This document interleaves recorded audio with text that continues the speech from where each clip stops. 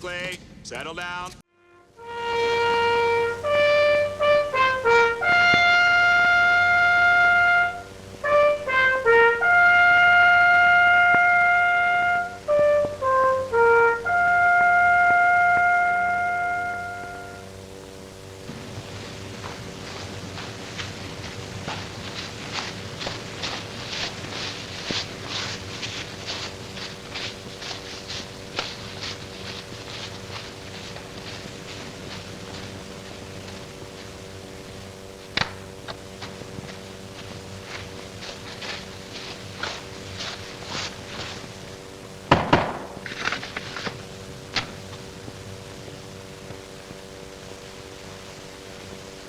Among the personal belongings of an Air Force pilot in a bomber squadron, who was recently reported missing, believed killed, was a letter to his mother to be sent to her if he were killed.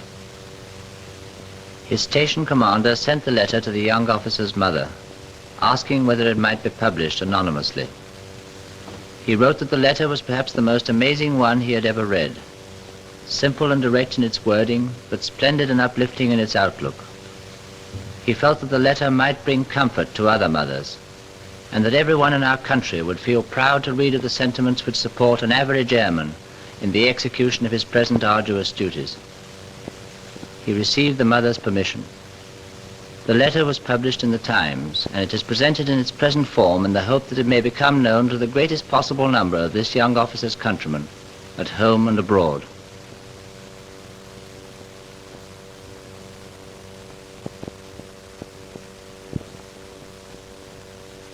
Dearest Mother, although I feel no premonition at all, events are moving rapidly, and I have instructed that this letter be forwarded to you, should I fail to return from one of the raids we shall be shortly called upon to undertake.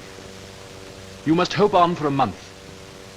At the end of that time, you must accept the fact that I have handed my task over to the extremely capable hands of my comrades of the Royal Air Force, as so many other splendid fellows have already done.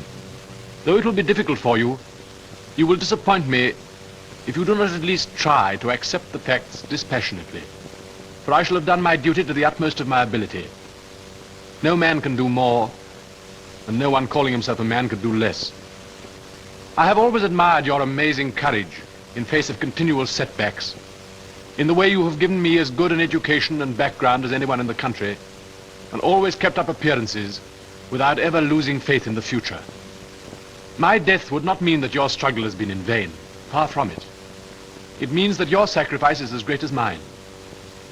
Those who serve England must expect nothing from her. We debase ourselves if we regard our country as merely a place in which to eat and sleep. History resounds with illustrious names who have given all, yet their sacrifice has resulted in the British Empire, where there is a measure of peace, justice, and freedom for all, and where a higher standard of civilization has evolved and is still evolving than anywhere else. Today we are faced with the greatest organized challenge to Christianity and civilization that the world has ever seen. And I count myself lucky and honored to be the right age and fully trained to throw my full weight into the scale. For this, I have to thank you. You must not grieve for me, for if you really believe in religion and all that it entails, that would be hypocrisy. I have no fear of death, only a queer elation. And I know that many familiar faces await me in the mess. I would have it no other way. The universe is so vast, so ageless, that the life of one man can only be justified by the measure of his sacrifice. We are sent to this world to acquire a personality and a character to take with us that can never be taken from us. I firmly and absolutely believe that evil things are sent into the world to try us. They are sent deliberately by our Creator to test our mettle, because He knows what is good for us. I count myself fortunate in that I've seen the whole country and know men of every calling.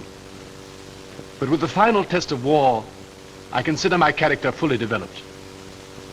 Thus, at my early age, my earthly mission is already fulfilled, and I am prepared to die with just one regret, and one only, that I could not devote myself to making your declining years more happy by being with you. But you will live in peace and freedom, and I shall have directly contributed to that. So here again, my life will not have been in vain. Your ever-loving son.